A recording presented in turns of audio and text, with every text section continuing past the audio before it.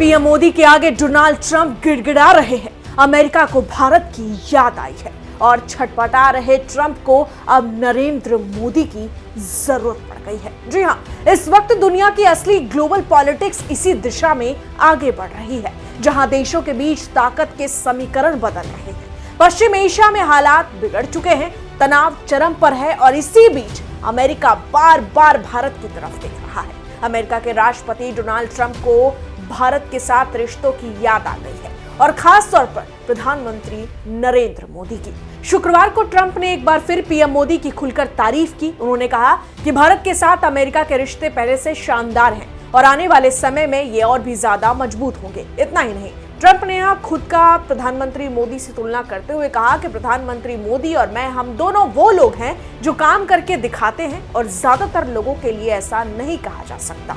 अब सवाल ये उठता है कि आखिर अचानक ट्रंप को भारत की इतनी याद क्यों आ रही है? दरअसल इसके पीछे है पश्चिम एशिया में बढ़ता हुआ संकट। 28 मार्च को अमेरिका और इजराइल ने ईरान पर संघर्ष की शुरुआत की। इसके बाद से पूरे क्षेत्र में तनाव और बढ़ गया। इसी तनाव के बीच ट्रंप ने पीएम मोदी को फोन किया।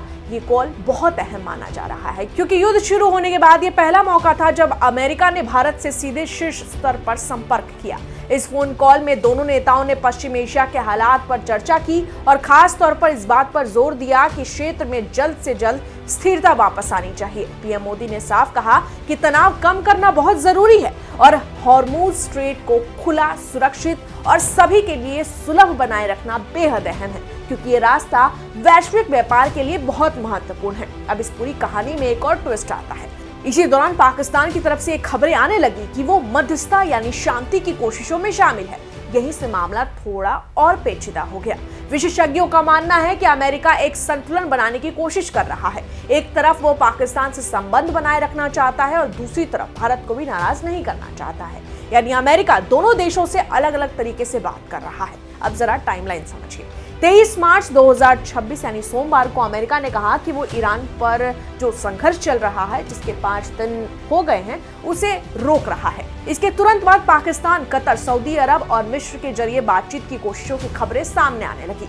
24 मार्च 2026 यानी मंगलवार को ट्रंप ने पीएम मोदी को फोन किया। ये कॉल भारत को भरोसे में लेने की कोशिश मानी जा रही है, लेकिन जमीनी अगर हालात की बात करें तो कुछ और ही कहानी बयां करती है। संघर्ष जैसे हालात अभी भी बने हुए हैं। शांति की कोशिशों का कोई ठोस असर दिखाई नहीं दे रहा है।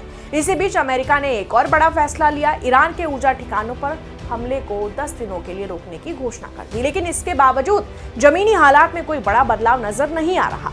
अब इस पूरे घटनाक्रम के बीच एक चीज लगातार सामने आ रही है कि ट्रंप बार बार भारत और पीएम मोदी के साथ रिश्तों की बात कर रहे हैं। अब तारीफ कर रहे हैं और रिश्तों को और मजबूत करने की बात दोहरा रहे हैं। कुछ लोग इसे डैमेज कंट्रोल भी मान रहे हैं क्योंकि एक तरफ अमेरिका पाकिस्तान के साथ भी जुड़ा रहना चाहता है और दूसरी तरफ भारत जैसे बड़े और अहम साझेदार को भी नाराज नहीं करना चाहता है। फिलहाल भारत सरकार की तरफ से इस पर कोई आधिकारिक बयान नहीं आई है, लेकिन मीडिया रिपोर्ट्स के सूत्रों के मुताबिक भारत और अमेरिका के बीच रक्षा, व्यापार और तकनीक के क्षेत्र में सहयोग पहले से ही काफी मजबूत है और यही वजह है कि इस पूरे संकट के बीच भारत की भूमिका और ज्यादा अहम हो जाती है। कुल मिलाकर पश्चिम एशिया का संकट सिर्फ एक क्षेत्रीय मसला नहीं रह गया है, ये वैश्विक राजनीति और बड़े देशों के रिश्तों को भी प्रभावित कर रहा है और इसी कूटनीतिक खेल के बीच अमेरिका भारत और पाकिस्तान के साथ अपने समीकरण साधने में लगा हुआ है। यानी कुल मिलाकर यहाँ दांव पर है ग्लोबल पावर, यहाँ खेला जा रहा है रिश्तों का गेम और इस पूरे खेल के नेतृत्व में है भारत के प्रधानमंत्री नरेंद्र मोदी। जाहिर है भारत अब सिर्फ देखने वाला नहीं बल्कि ऐसा खिलाड़ी बन चुका है जिसकी जरूरत हर बड़े देश को पड़ रही है।